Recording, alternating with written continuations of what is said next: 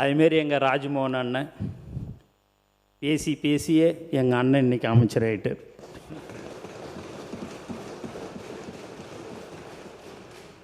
எல்லாரும் பார்க்குறாங்க, கூட்டணி கட்சியில் இருக்கிறவர் என்னடா இது என்னை பற்றி எதுவுமே சொல்லலையான்னுட்டுன்னு.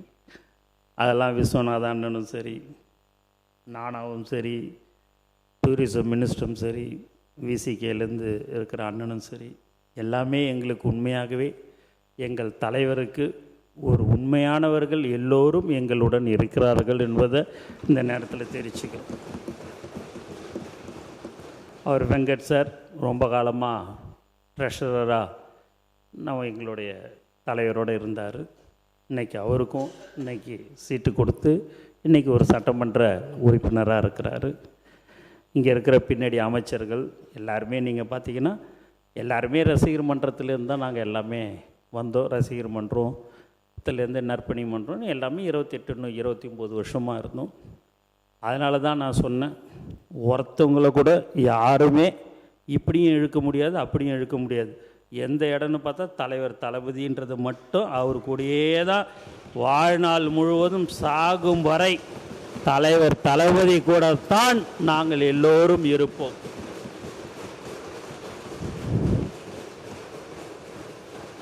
அதெல்லாம் நம்ம அதை யாரையும் நாங்கள் குற்றமாக சொல்லலை. அதை எல்லாத்தையும் விட்டு நம்ம மக்களுக்கு என்ன தேவை, மக்கள் பிரச்சனை என்ன என்றதெல்லாம் நீங்கள் ஆக்கப்பூர்வமாக எங்ககிட்ட சொல்லுங்கள்.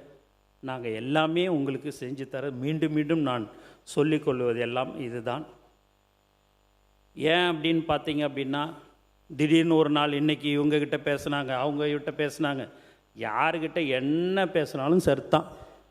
ஒருத்தவங்க கூட இந்த பக்கமும் அந்த பக்கமும் வரவே மாட்டாங்க. அதில் திட்டவட்டமாக சொல்லிடுறேன். ஏன்னா எல்லாருமே இங்கே நீங்கள் பேசுனதுக்கு குடிநீரை பற்றி இன்றைக்கி எல்லாருமே பேசுனாங்க.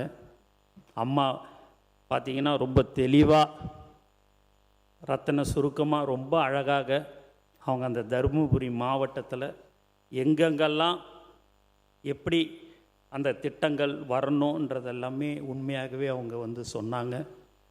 அது ஒரு கமிட்டி மாதிரியே போட்டுமா மாண்பு முதலமைச்சர் அவர்கிட்ட கலந்து பேசி, நீங்கள் நீர்வளத்தில் யார் யாருக்கெல்லாம் கிராமத்தில் தடுப்பணை கட்டணும் எதையெல்லாம் நீங்கள் சொல்கிறீங்களோ மாதத்துக்கு ஒரு தடவை என்னுடைய துறையில் உங்கள் சட்டமன்ற உறுப்பினர் அனைவரையும் அழைத்து அதற்கு என்னென்ன தீர்வுன்னு, ஏன்னா சட்டசபையில் நம்ம சொல்லி பேசிட்டு நம்ம பாட்டுன்னு போயிடுறோம், நீங்களும் நன்றின்னு சொல்லிட்டு போயிடுவீங்க.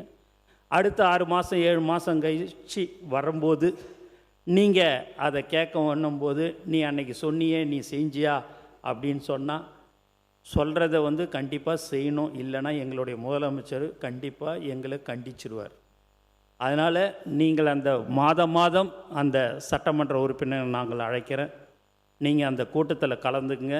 கலந்து உங்களுக்கு என்ன தேவைகளோ அங்கே சம்பந்தப்பட்ட அதிகாரிகளை வைத்து அதற்கு உடனடியாக அந்த இடத்துலையே தீர்வு காணுவதற்குண்டான ஏற்பாடுகள் மாண்பு முதலமைச்சர் அவர்களின் அறிவுறுத்தலின்படி செய்து தரப்படும் என்று நான் உங்களோட சட்டமன்ற உறுப்பினர்களுக்கு நான் பணியுடன் தெரிவித்துக் கொள்கிறேன்.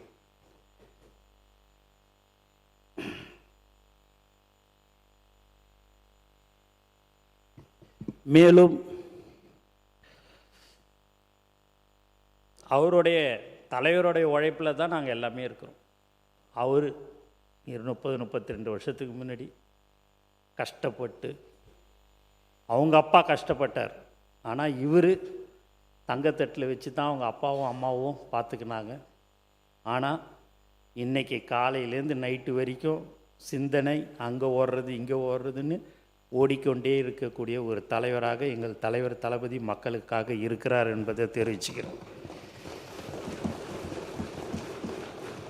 அவருடைய உழைப்பில் தான் நாங்கள் இன்றைக்கி எல்லாமே சட்டமன்ற உறுப்பினராகவும் அமைச்சர்களாகவும் இருந்து கொண்டு இருக்கிறோம்.